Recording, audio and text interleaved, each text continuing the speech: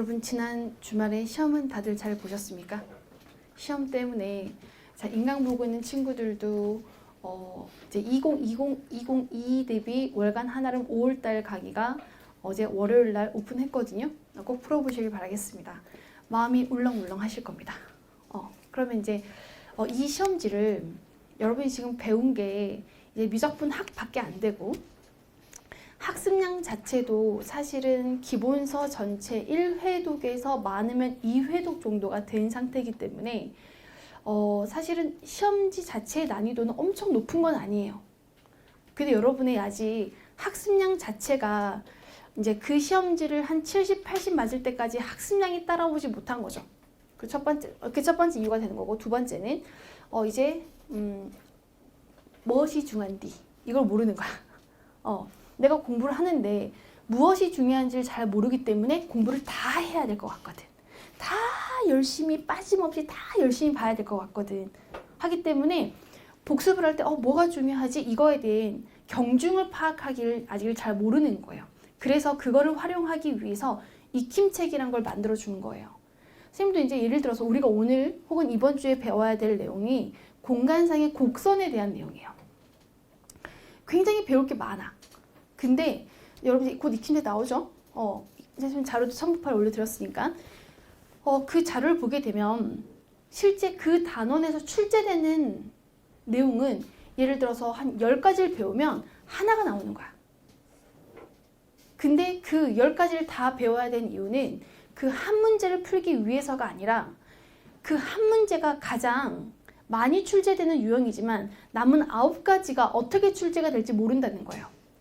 안 나오진 않고 나오긴 나오는데 갑자기 툭 튕겨 나왔을 때 그 관계성을 모르면 까먹었어.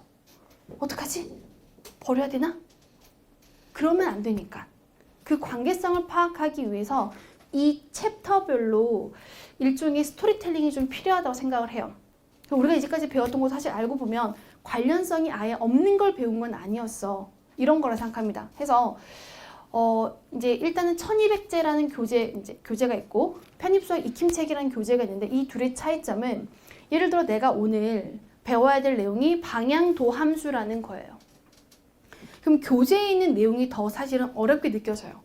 왜 교재는 굉장히 넓게 깊게 배운다고 생각한다면 실제 시험에서는 그렇게 넓고 깊게 나오진 않을 수도 있어. 근데 이 책에 실렸다는 거는 적어도 기출에 한 번쯤 최근 6년에서 7, 8년 사이에서 기출에 한 번은 언급이 된 내용들이 있다는 거예요. 그래서 깊이 있게 다루면 여기까지는 다뤄줘야 되는 거구나. 근데 내가 공부를 했어. 내가 오늘 공부를 잘 하고 공식을 잘 적용하고 문제를 통해 개념을 잘 적용하는지를 확인하기 위해서 익힘책을 활용해봐라는 거예요. 그래서 익힘책은 내가 예를 들어서 오늘 당일 복습을 하는데 개념 익혔고 그 개념을 필수제로 한 바퀴를 돌렸네. 내가 밑에 유제까지 한 바퀴를 더 돌렸어. 그럼 내일 이 단원에 대한 공부를 할 때 남은 문제를 또 한 바퀴 돌려야겠죠. 그랬는데 한 1시간 정도 시간이 남았어. 수학 복습할 시간이. 그럴 때 익힘책을 통해서 내가 어제 배운 거를 잘 적용할 수 있는지를 점검해보고 그러다 보면은 문제 푸는 패턴이 똑같구나. 이걸 느끼셔야 돼요. 그럼 선생님 일부러 기출 위주로만 기출이 거의 95% 이상일 거예요. 기출로만 세팅해놓은 이유는 뭐냐면 실제 시험에서는 이런 형태의 문제가 가장 많이 언급이 되니까 절대로 이런 형태는 틀리지 말자라는 거예요. 선생님 요즘에 이제 미적분은 아직 당일 복습 완강을 못했습니다. 익힘책 완강 못해서 아직 밀려 있어. 그럼 내가 이제 뭘 먼저 해야 될까 하다가 답변수를 먼저 찍고 있어요. 이번 주에 나갈 분량에 대해서 당일 복습 그 익힘책이 된 거죠. 그거에 대한 거 다 촬영해놨어 어제. 그 문제를 푸는데 나는 너무 한편으로 지루한 것처럼 느껴질 수 있을 것 같아. 왜냐면 문제가 다 똑같아. 함수만 달라집니다. 다 똑같은 연산인 거야. 그럼 뭔가 그걸 풀면서 한편으로 이 학생들이 풀면서 문제의 유형이 정형화되어 있다는 거를 이 책을 통해서 좀 느끼겠구나. 그럼 이런 문제는 반드시 맞고 그럼 내가 그런 문제만 풀면 안 되는 거지. 그 개념이 또다시 어떻게 표현되고 적용되는 거를 기본서를 더 빠삭하게 공부를 해야 돼가 되는 거예요. 그래서 이런 두 가지의 이유, 내가 문제가 뭐가 중요하고 뭘 더 심도 있게 봐야 되는지 경중의 차이를 여러분 스스로 느껴볼 수 있어야 될 거고요. 자, 세 번째는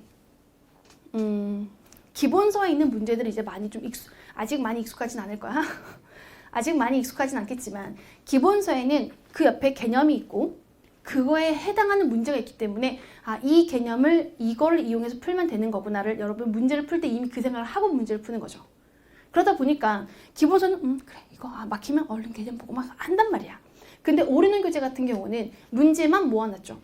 문제만 모아놨기 때문에 뭐라 그럴까 시험지 같은 느낌이에요. 똑같은 내용을 풀더라도 오르는 교재를 풀었을 때랑 교재를 놓고 풀었을 때랑 느낌이 아주 다를 겁니다.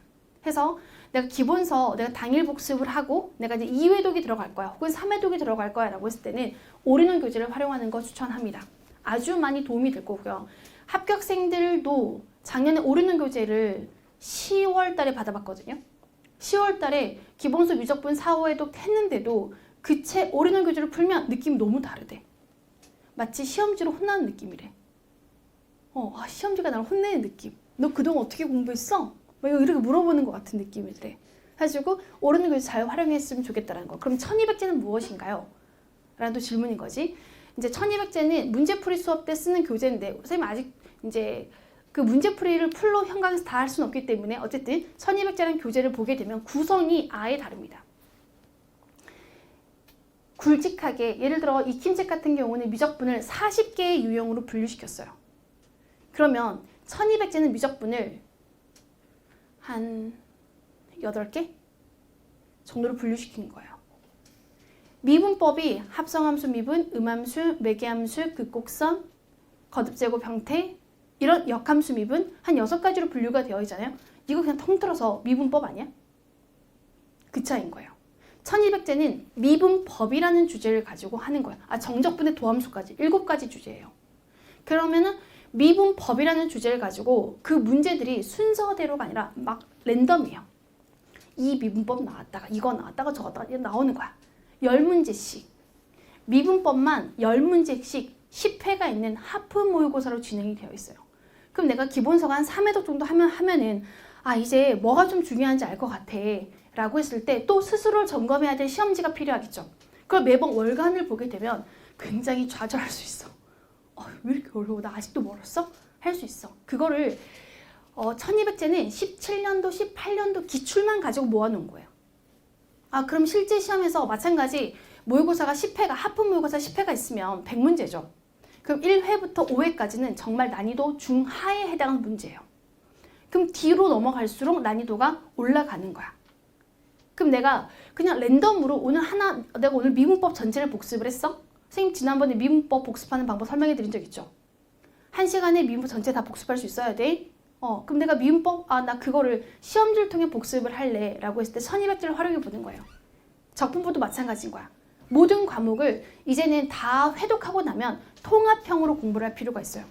왜냐면 바라보는 눈빛이 달라져야 되니까.